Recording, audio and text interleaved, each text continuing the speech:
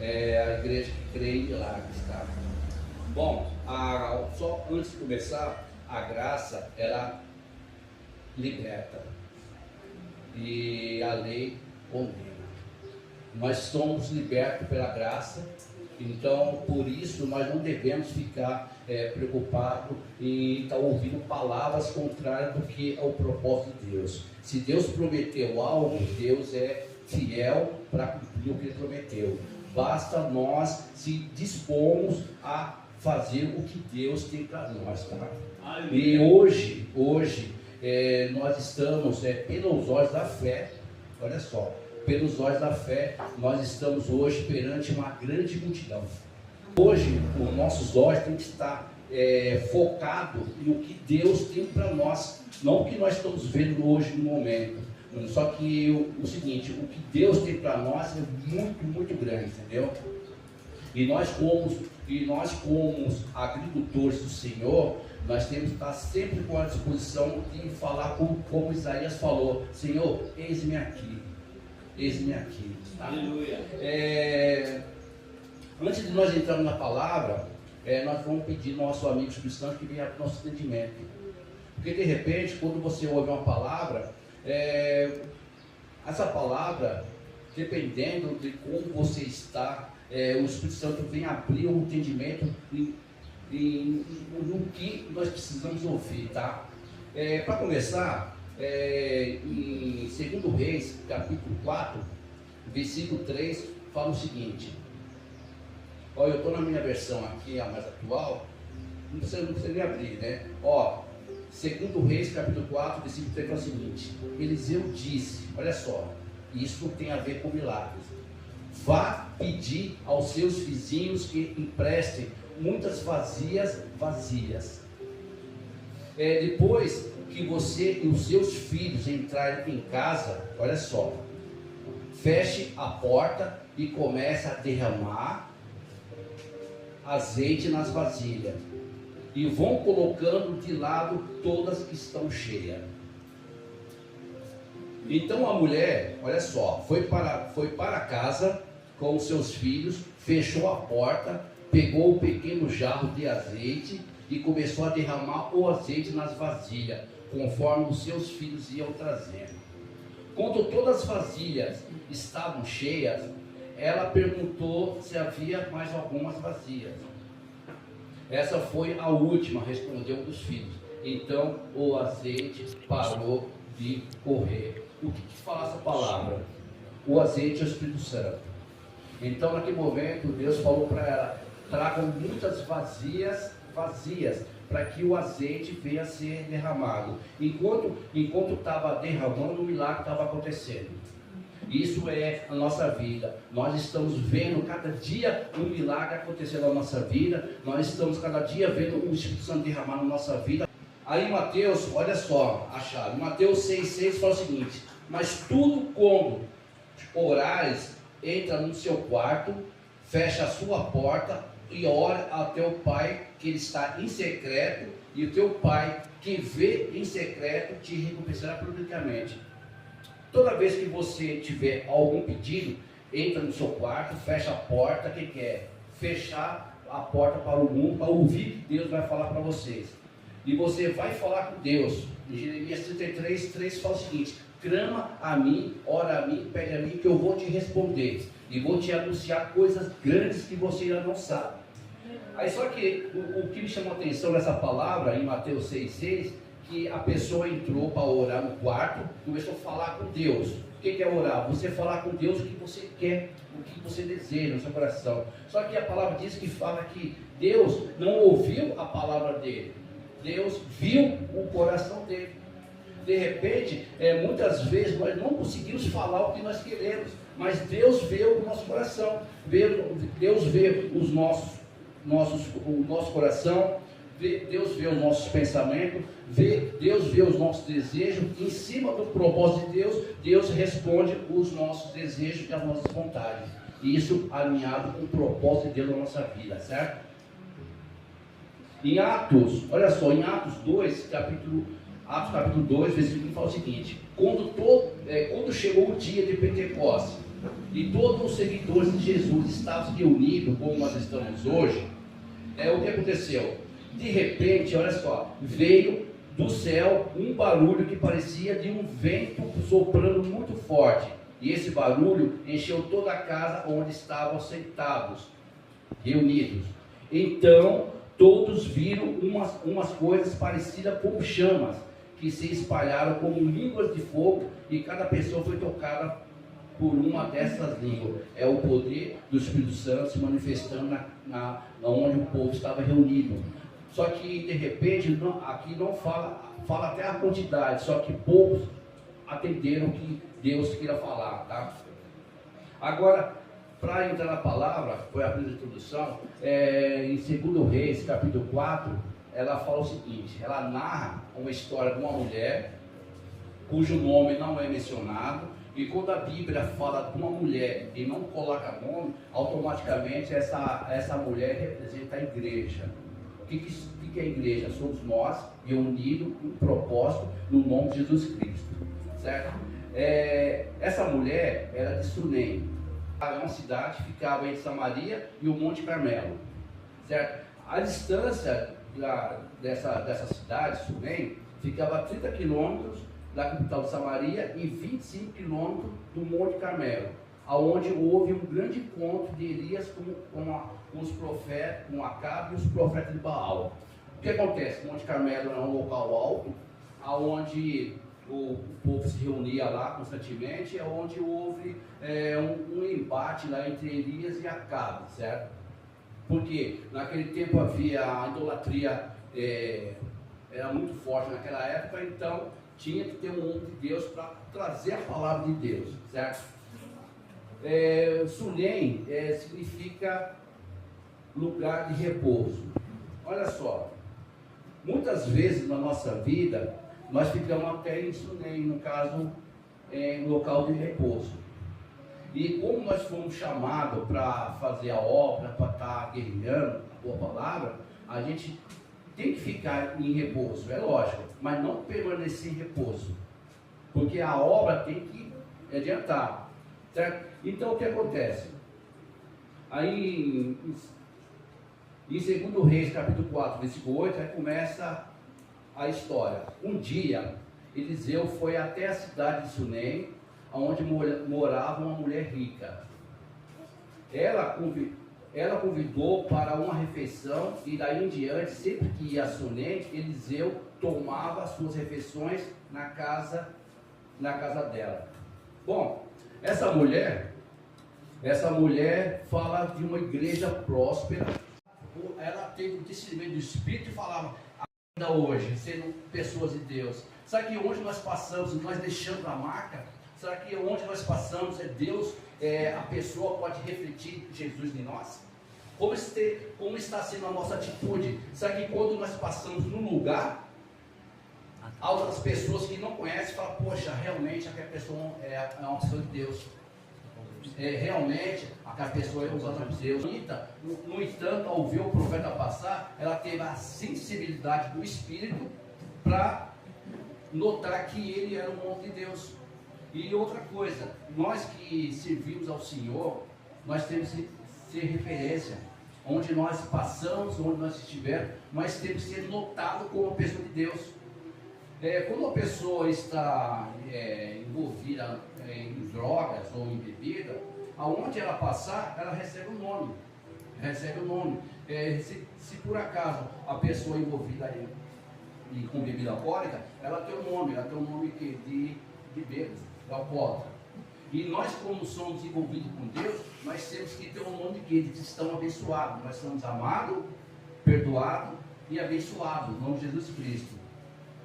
A atitude dessa mulher, ela tipifica uma atitude de uma igreja fiel, certo? No nome ela fala o seguinte, ela falou para o marido dela, eu tenho certeza, eu tenho convicção que esse homem é o homem de Deus. Vamos fazer o seguinte, vamos construir um quarto, para que quando ele passar por aqui, ele tenha onde descansar. Aí que entra a chave dessa palavra. Ela mandou construir um quarto no muro, a palavra diz que quando você quiser falar com Deus, entra no seu quarto. Olha só. Aí ela mandou construir um quarto. Aí colocou uma cama, ela colocou uma cadeira e uma lamparina. E colocou uma mesa. Mas agora vamos passar para o lado espiritual. O lado material, ela era muito rica, é de posse. Toda vez que passava o homem de Deus, ela olhava, poxa, eu sei que é o homem de Deus. O coração dela foi o seguinte: eu vou ajudar o homem de Deus. Eu vou construir um quarto para que ele venha descansar.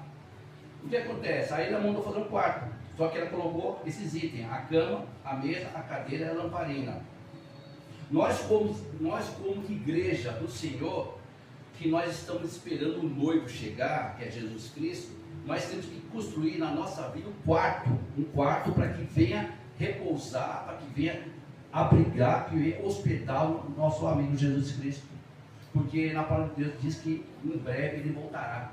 E nós temos que estar preparados para receber Cristo quando ele chegar. Certo? O que é o pequeno quarto? O pequeno quarto é o local que você tem intimidade com Deus. O que é esse pequeno quarto? É o local onde você vai ter intimidade com Deus, onde você vai falar com Deus, e além de você falar, você vai ouvir o que Deus tem para você. O que é importante não é nem você falar, é você ter um tempo para ouvir a Deus, certo? Aí quando ela construiu esse quarto, o que é esse quarto? É o tempo para você ouvir, para você estar na presença de Deus. Aí ela colocou uma cama. O que quer dizer uma cama? Quando você tem Jesus, quando você tem Deus na sua vida, você tem uma cama. O que é a cama? É o descanso. É o descanso. De repente a vida pode estar atribulada, pode estar cheia de dívida, cheia de coisa, mas se você tiver Deus na sua vida, você vai ter uma cama, que é o descanso na sua vida. Você vai estar descansado em tudo, certo? Aí depois ela colocou uma cadeira. O que é a cadeira?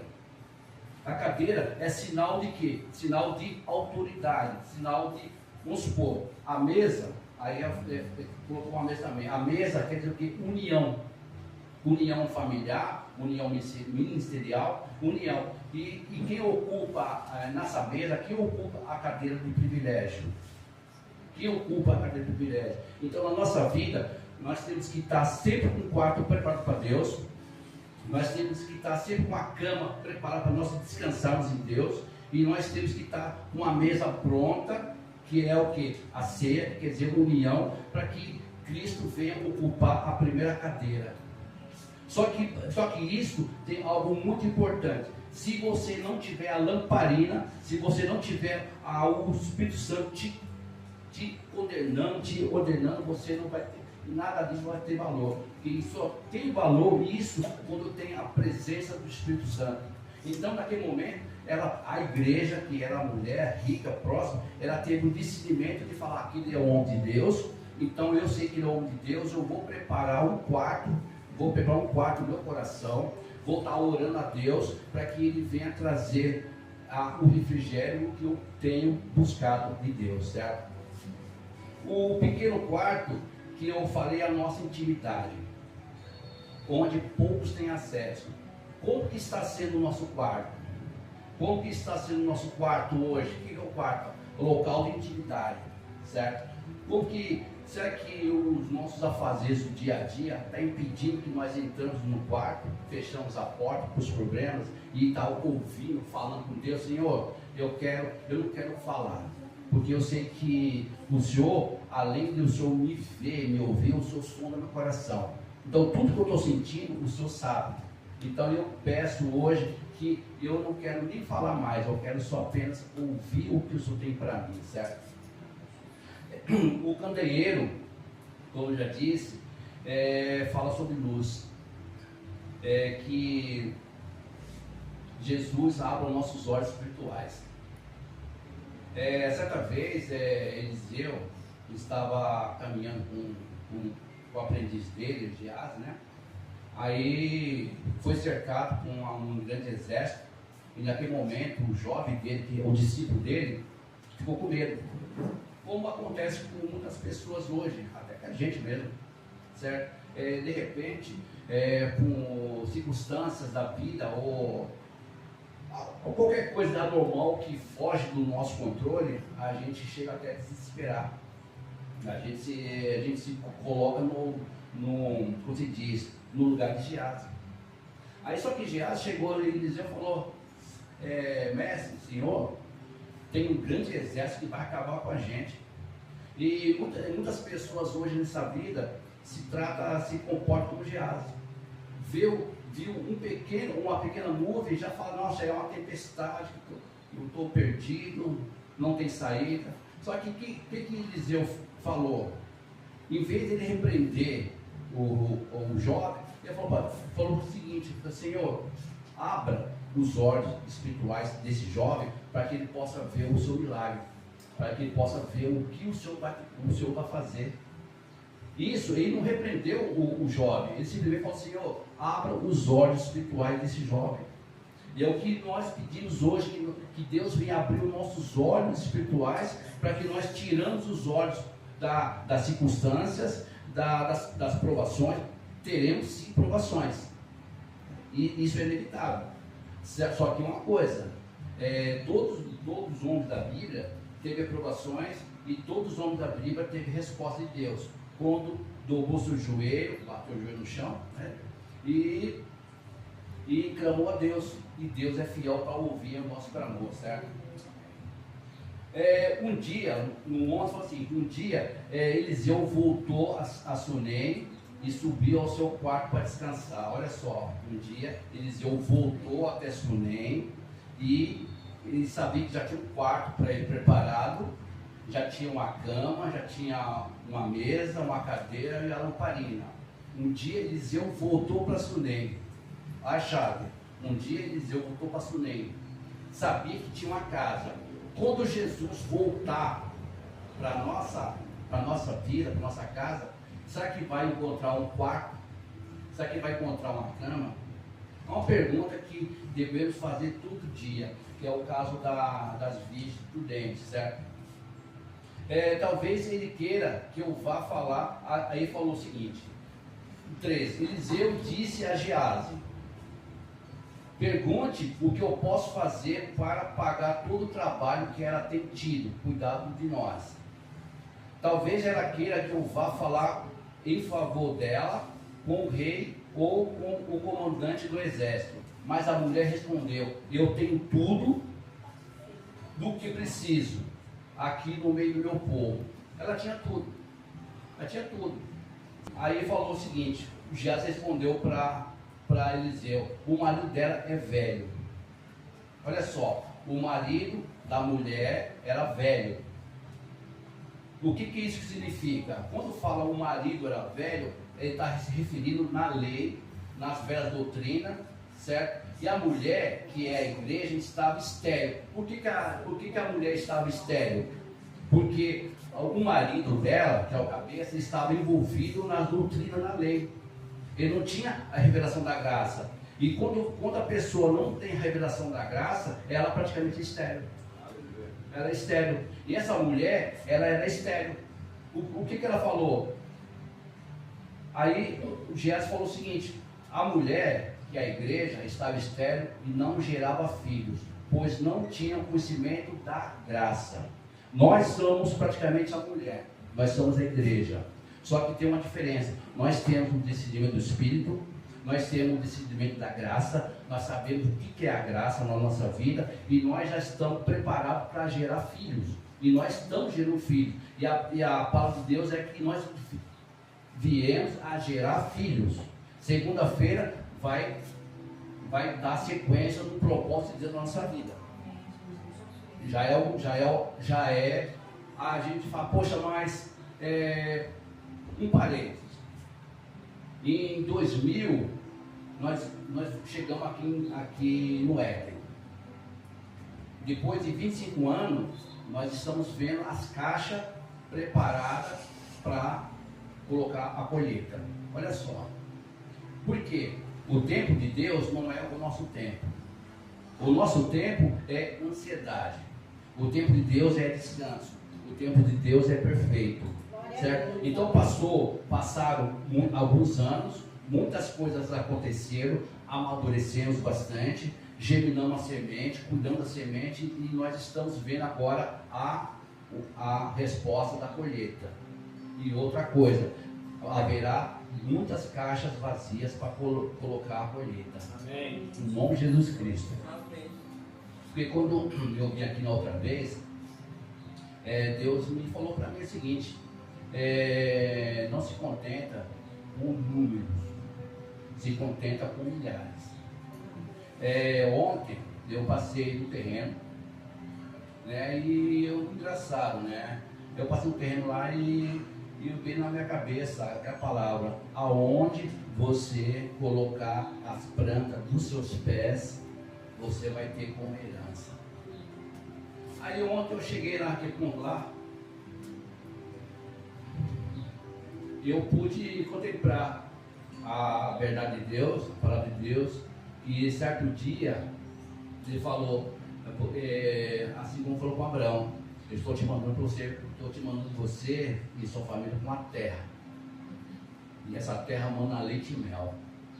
E ontem eu tive a certeza, a convicção que essa terra realmente ela mana leite e mel. E essa palavra que eu trouxe no começo aqui sobre as caixas de uva é as sementes que germinaram, brotaram e deram fruto, certo? E nós que estamos aqui, nós somos responsáveis. Não importa, porque para Deus não importa cargo, tá? Para Deus importa um cargo. Quando aquela pessoa, aquela mulher chegou na presença do Senhor, ela não ficou preocupada com a vida dela, não ficou preocupada com o que ele ia gastar, não ficou preocupada com o preço do azeite, ela não ficou preocupada. A única preocupação dela era o seguinte: agradar o Senhor. Agradar o Senhor. E quando ela fez isso de coração, sem querer nada de troca, aí Deus falou para ela: você fez a melhor coisa, que está nos meus pés, me adorando e confiando na minha palavra. E nós estamos aqui hoje, nos pés do Senhor, com óleo, lavando os pés do Senhor, se dobrando na presença do Senhor, para que venha concretizar o projeto e as promessas de Deus para a nossa vida e para cada uma vida aqui. Aleluia. Amém. Mas no 17 fala o seguinte: mas como Eliseu tinha dito, olha só, hoje tem muita igreja que não crê mais em profeta, não crê que Jesus é a graça pura. Então, tem muitas pessoas que não crê hoje em profeta, não crê hoje nas promessas, não crê nem em Jesus Cristo. E nós, como somos agricultores do Senhor, nós temos que estar sempre plantando e cuidando da semente para que venha a dar resultado, certo? Então, no 16 foi o seguinte: Eliseu disse: no ano que vem, por esse tempo, você carregará um filho no colo. A mulher, vamos recapitular, a mulher a igreja, ela é estéril porque tinha o marido dela era velho. O que é velho? Era voltado para a lei, não tinha a revelação da graça. A mulher tinha a revelação da graça porque ela viu o profeta, então ela teve disponibilidade de estar fazendo a obra. Aí aconteceu, aí de repente, Eliseu mandou chamar ela e perguntou: o que você precisa? Ela falou: eu não preciso de nada, tem tudo que eu preciso, tudo que eu tenho, tudo que eu preciso já tenho. Aí só que Eliseu olhou e falou: poxa, mas aí perguntou para o Geazi: vê se ela tem filho, vê se ela está gerando. Aí ele falou: não, ela não está gerando filho, porque o marido dela é velho. Aí Eliseu, no nome de Jesus Cristo, no nome do Senhor Todo-Poderoso, falou para ela, levantou a mão e falou o seguinte: olha só, mas Eliseu tinha dito que no ano seguinte, no tempo marcado, ela deu à luz a um filho. Eliseu profetizou na vida dela que no outro ano, quando ele voltasse ali, ela ia estar com o filho. O que é isso? É a promessa de Deus realizada na vida da igreja. Quando Deus prometeu algo para a gente há muito tempo atrás, simplesmente, às vezes, nós ficamos amarrados no tempo. Só que Deus não tem preocupação no tempo nosso. Deus tem o tempo dele. E no tempo certo, o filho foi gerado. O que é esse filho aqui? Esse filho foi gerado, a promessa de Deus. Só que, engraçado, quando nós conseguimos uma bênção de Deus, quando Deus nos abençoa com a promessa, aí passa o tempo, a promessa cresce, o filho cresce, só que de repente o filho foi trabalhar junto com o pai. Só que o que acontece? Quando o filho estava trabalhando junto com o pai, ele sofreu uma dor muito forte na cabeça, que ele veio passar mal. Aí o pai, olha só, o pai falou para o empregado: pega esse menino e leva até a mãe. Leva até a mãe. O que o empregado fez? O que o diácono fez? Pegou o filho doente, olha só, pegou o filho doente, levou até a igreja, até a mãe. O que a igreja fez com o filho doente? Colocou o filho no joelho, olha só, colocou o filho no joelho, orou pelo filho até o meio-dia. Aí ela falou: poxa, eu não consigo. Então, quando a igreja ora pelo filho doente, ela tem que colocar o filho no joelho, a igreja intercede e coloca esse filho doente na cama do profeta. Estão entendendo? A promessa ficou doente, o filho cresceu, ficou doente. Só que em vez de maltratar o filho, falar mal, geralmente quando um filho da igreja fica doente, vai para o mundo, o que acontece? Muitos criticam, muitos até tiram da igreja. Só que nós, como a igreja fiel, o que a igreja fez? Colocou o filho no joelho e colocou o filho na cama do profeta. O que é a cama? É o descanso. Então ele colocou o filho na cama do profeta para quê? Para descansar. O que ela fez? Ela foi até o profeta, fechou a porta, esqueceu os problemas, e deixou o filho o doente na cama do profeta e foi atrás do profeta. No caminho, quando ela está chegando no monte lá do Carmelo, aí desceu o empregado Geazi e perguntou: o que você tem? Ela falou: vai bem. Tudo vai bem. Você tem algum problema? Não tem nada. Tudo vai bem. O que é isso? A igreja, que é a mulher, ela não revelou a dificuldade, o problema dela para um ajudante. Ela preferiu levar a doença do filho até o profeta, porque ele que tinha o poder de criar. Aí o profeta falou: pega o cajado, o meu bastão, leva até a criança e coloca em cima da promessa. Só que o ajudante, o diácono, levou o cajado onde a criança estava e colocou. Só que é o seguinte, faltou unção. Ele colocou, só que não tinha unção, não tinha o poder de Deus atuando naquele momento. Aí, de repente, aí ela falou o seguinte, aí a igreja falou como Moisés falou para Deus, quando ele tinha que voltar para o Egito para libertar o povo. Ele falou: Senhor, eu vou te falar para o Senhor, se o Senhor não for comigo e com a gente não sai daqui. Se o Senhor não for com a gente não vai sair daqui. Então, para a gente alcançar um milagre, tem que ter a companhia de Jesus Cristo, a companhia de Deus. Aí aconteceu, aí o profeta ficou, falou: poxa, grande é a fé dessa igreja, dessa mulher. Aí o profeta foi até a casa e o que ele fez? Aqui muitos criticam a forma que ele tratou aquela doença. Muitos têm muitos questionamentos sobre a forma que ele tratou essa criança, esse doente. Já estava morto já, certo?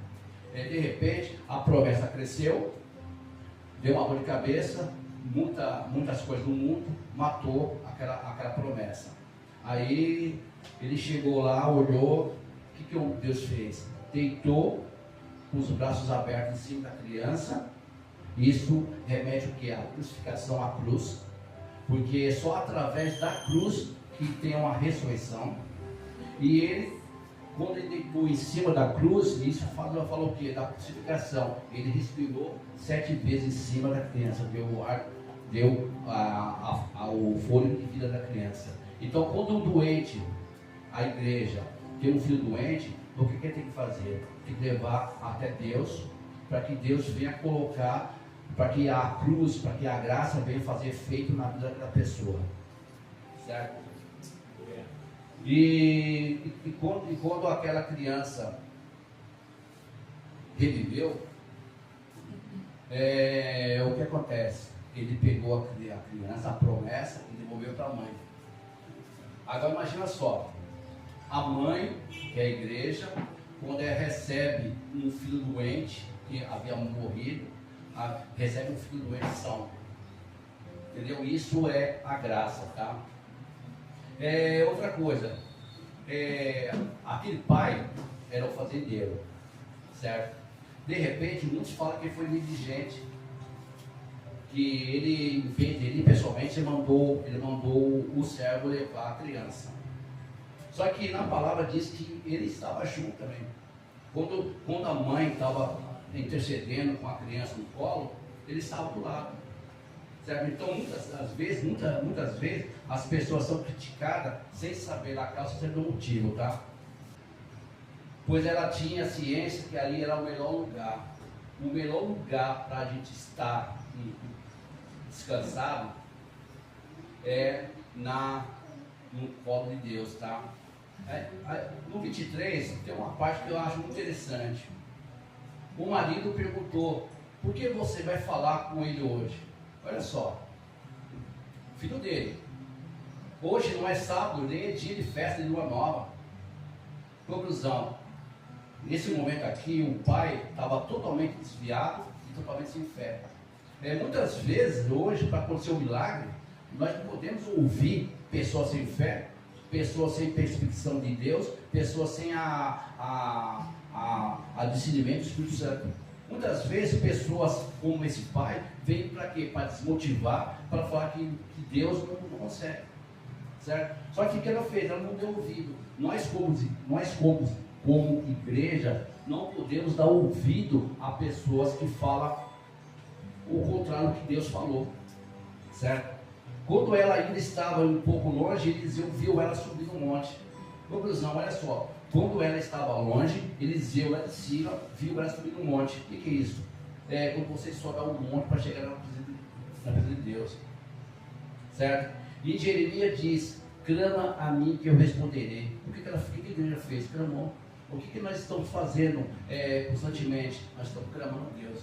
E como nós clamamos a Deus, nós temos que ter a certeza, nós temos que ter a convicção que Jesus Cristo não morreu naquela cruz à toa.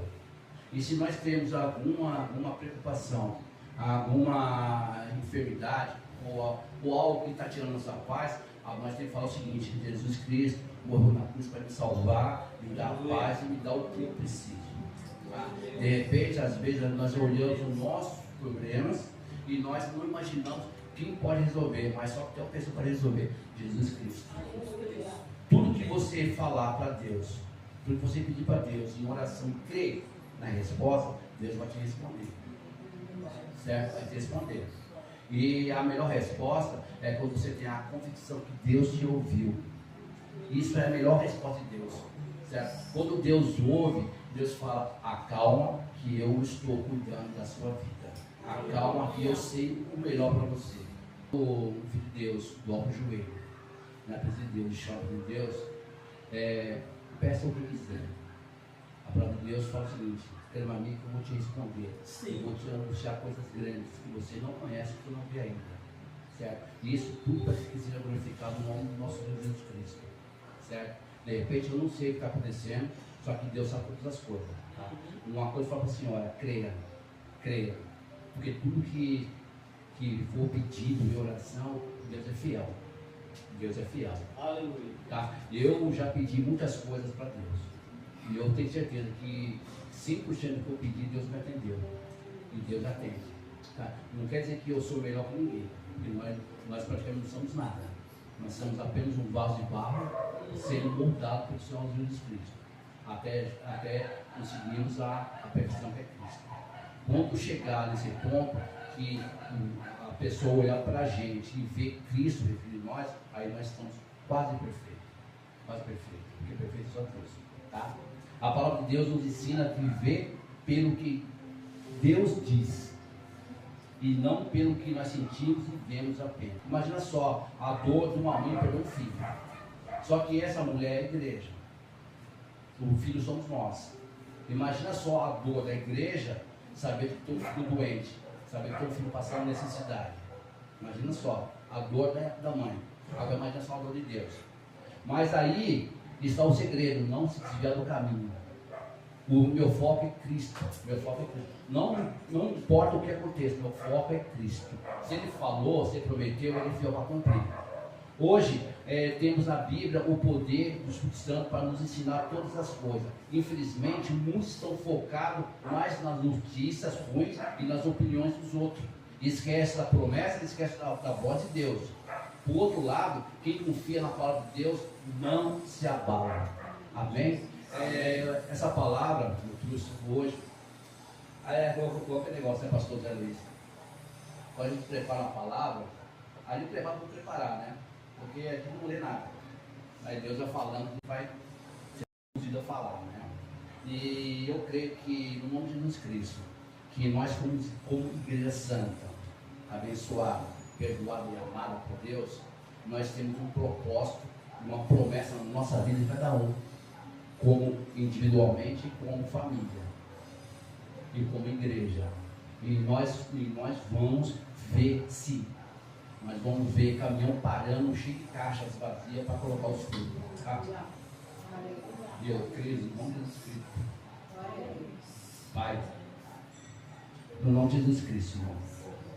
Sei que essa palavra, meu Pai, foi direcionada ao nosso coração, para que nós venhamos refletir a vossa fé, para que nós venhamos crescer cada vez mais na nossa fé.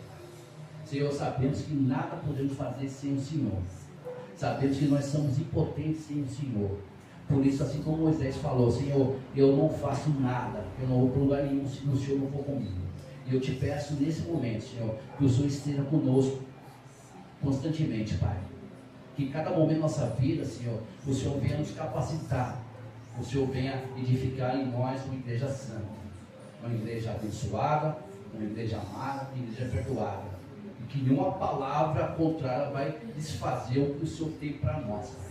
Por isso, Pai, eu te agradeço em nome de Jesus Cristo.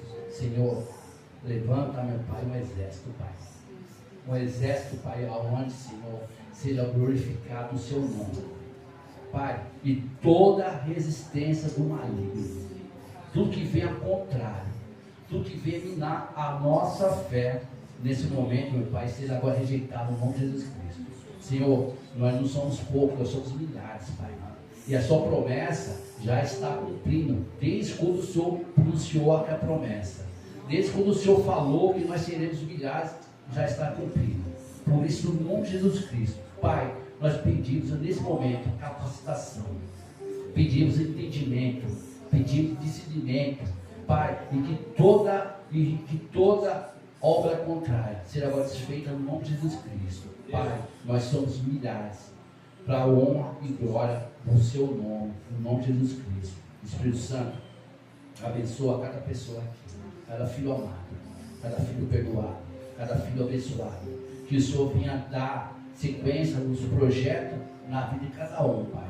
Que nesse momento, meu Pai, nós estamos aqui forte, firme, nós estamos de pé na tua presença para te glorificar e te agradecer no nome de Jesus Cristo. Amém.